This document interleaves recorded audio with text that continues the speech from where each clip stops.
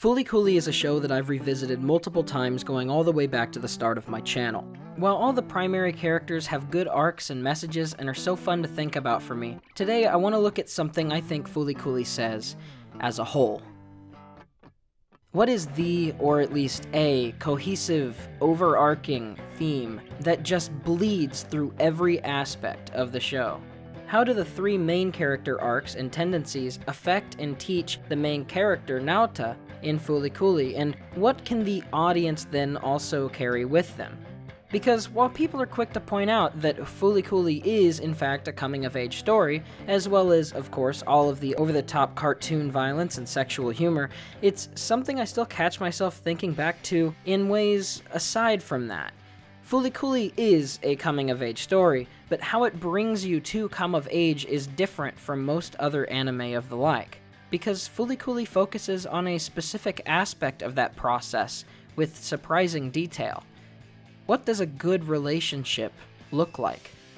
Through each of the character combinations, it shows the flaws, the power differences, and by the end, I think Naota and some of the other characters come to understand something many people still struggle with, up to, into, and sometimes through adulthood.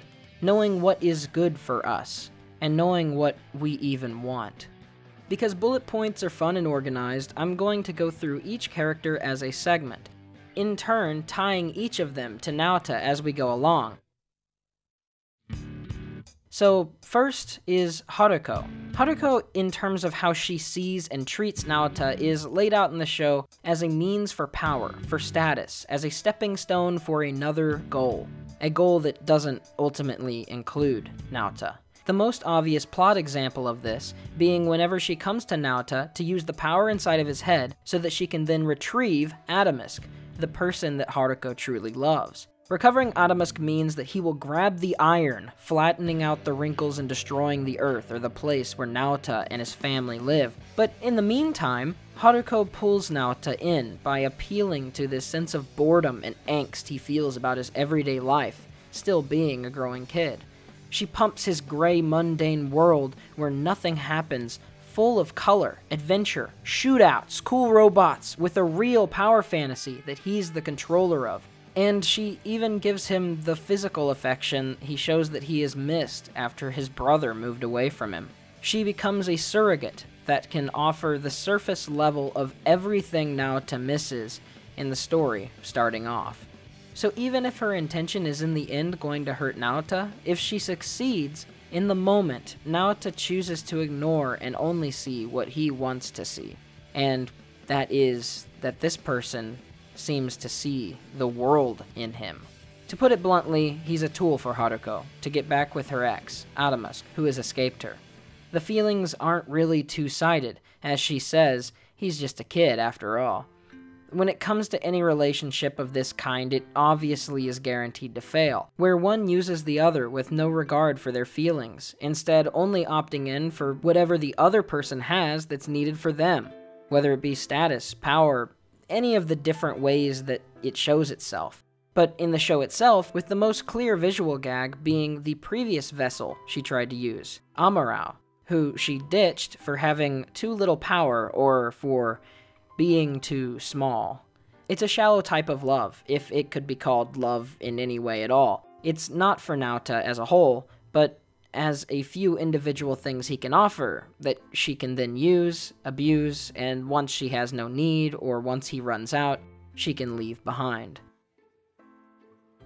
Amuro, or the eyebrow glasses guy previous vessel dude, isn't exactly a shining figure either. While he was the victim of Haruko previously, and while he does try to help Naota by letting him know ahead of time that Haruko is just using him as well, he is also obsessed and bitter over Haruko to a degree that it basically has become and consumed his entire life. Story-wise, other than tipping off Naota to what is going on, all of his actions in the show are fairly inconsequential. As big and as important as Amuro tries to make himself be, he's just kind of watching what other people are doing. It might be with great diligence and with great priority, but it's not his adventure. He's not really the victor or the loser.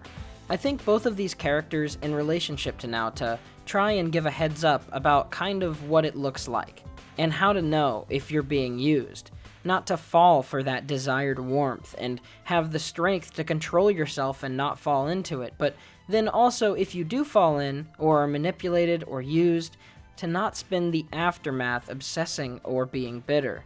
There's no reason to keep making that person a big priority in your life if at all you can help it. After the relationship is clearly over, and after they have clearly disrespected you and left you behind, you are your own person, with your own life that you need to focus on and build up. The second dynamic is Mamimi and Naota. As I talked about in length in my other video on Mamimi, this is a fairly toxic relationship, but this time it's more for both sides. Mamimi is interested in Naota as her own surrogate to replace his older brother, as she was presumably intimate or at least in love with him. After he moved to America, it left a hole in Mamimi's heart, so while she technically is so much older than Naota, almost 5 years spanning the difference between them, she seems much more fragile and reliant on him than that. Naota is her replacement stability. This sort of relationship is delusional in that it makes the other person into someone that they are not, and when they fail to meet or act out of how someone thinks, it's jarring or disappointing. Naota is not his older brother. When he is quiet and goes along with what Mamimi wants, that is mostly fine with her, because she can just pretend he is his older brother on some level, but when he starts to exercise his own free will, shows traits of his own, good or bad, they are Naota's traits. It breaks that illusion for her, creating discomfort and forces a shocking stare at her own reality. It's another type of toxic relationship I think Fooly Cooly covers greatly. It's different, note quite opposite to the previous example in the story. It's less proactive in grabbing your life and changing it, and instead is more of a quicksand that slowly sinks you in and demotivates you from changing yourself and who you want to be, or even makes you have to struggle against it in order to improve yourself. Mamimi will never be happy with Naota, because she doesn't want to be with him in the first place. She can't even bring herself to call him by his actual name, always affectionately referring to him as the nickname of his older brother. She wants what she thinks he can represent, and he will never be able to fill that. For him, he will never be happy because his role in the relationship is to be passive and mute his personality, which I know a lot of men and women have fallen into in their own relationships. A relationship where someone's insecurity is leveled as a threat against the other person to guilt them into staying under their control and doing what they like. The other person, obviously caring about them, ends up sacrificing things they might love just to keep the other person happy or stable, to keep them, as the show might put, from overflowing. That being said, I am not painting Naota as some sort of perfect victim in both of these different relationships, with Haruko and Mamimi. He isn't some slate for someone to impress upon. Naota is an angry, lonely kid dealing with his brother's absence and seeking out what seems obvious to him, where his new sexual awakening is leading him, and where the praise he receives from others leads to as well. Unfortunately, those aren't solid things to seek after, and will always continuously rot away if you build your house on them. They're fleeting feelings. He loves the female attention, and he loves being looked at as a hero, and him seeking and having all those things fulfilled fuels his eventual cocky attitude that almost gets him in trouble later in the series, and leads to the first major rejection from Mamimi. Still though, while Haruko is clearly some older alien being, and Mamimi is a 17-year-old high schooler, Naota is still just a 12-year-old kid. It's easy to excuse some of this brash, thoughtless behavior. He's not even a teenager yet, let alone an adult. He's truly still trying to come to grips and understand the world around him. That being said, there is one character who can match him on an equal level, and that's the third person, Ninamori. Ninamori actually acts very similar to Naota in a lot of ways throughout the series, having senses of self-importance and occasional cockiness, but Ninamori resolves her arc quickly, and in the process learns a lot about her own self and her own relationships.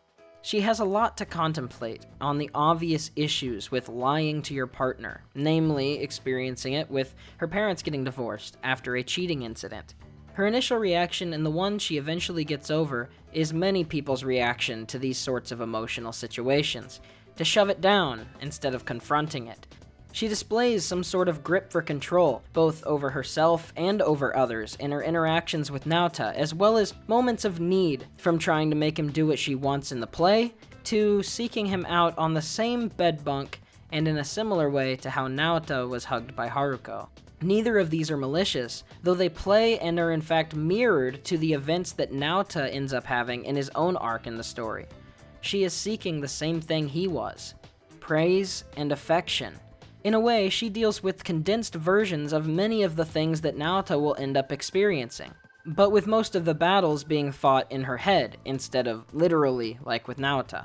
So, through the show, you see Ninamori sort of casually observe Naota's antics with a scoff. Like, does he really not get it yet? I think that's why, by the end of the series, Haruko takes off to who knows where in search of Adamusk. Mamimi learns her own lessons, and no longer cares to pursue Naota, as she now sees him as who he really is. And the two characters left to see one another, and meet up, are Ninamori and Naota, at the vending machine with their friends. Now, I don't want any unnecessary confusion. I'm not saying I think that Ninamori and Naota are now in a romantic relationship, or will be as their lives continue. I think that's largely unimportant either way. But as friends, or not as friends, I think they both realized, and can now help one another out, as they now understand the sorts of things that make good standing relationships, and the things that do not. They understand and are unbelievably similar to each other, and not in a way too dissimilar from many of the people who watched Fooly Cooly when they grew up as a kid. Now they understand better how to not let themselves get sucked into someone else's world. It has to be a world you both share and have control over. Just because someone does things that end up making you happy doesn't mean they're doing it because it makes you happy. You have to consider if the other person in the relationship is instead looking for something you can't give them, or is looking for something materialistic, like your money. Is it a lie? A manipulation on their part? Do they plan to just grab what they can and go, like Haruko? Do they look past you, not respect you for who you are, or try to make you someone that you are not and have not ever wanted to be? Is there a power dynamic, or anything else that makes the two people unequal when it comes to who can voice their mind or their opinion in the relationship? Any kind of guilt or other emotional manipulation? The simpler lessons, like Ninamori knowing the pain of lying and going behind people's backs. The simpler lessons of Naota learning not to be self-importantly cocky or to get too hung up on the past.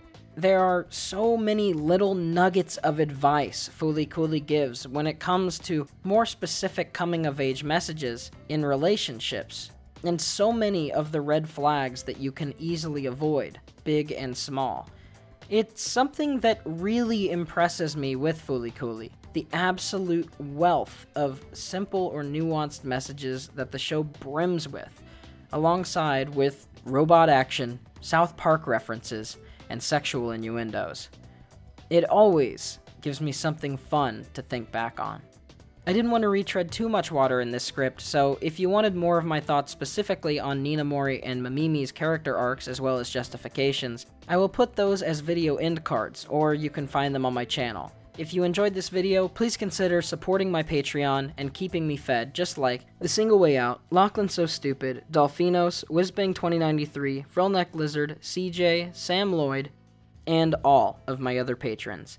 Thank you for watching, and I hope to see you all very soon.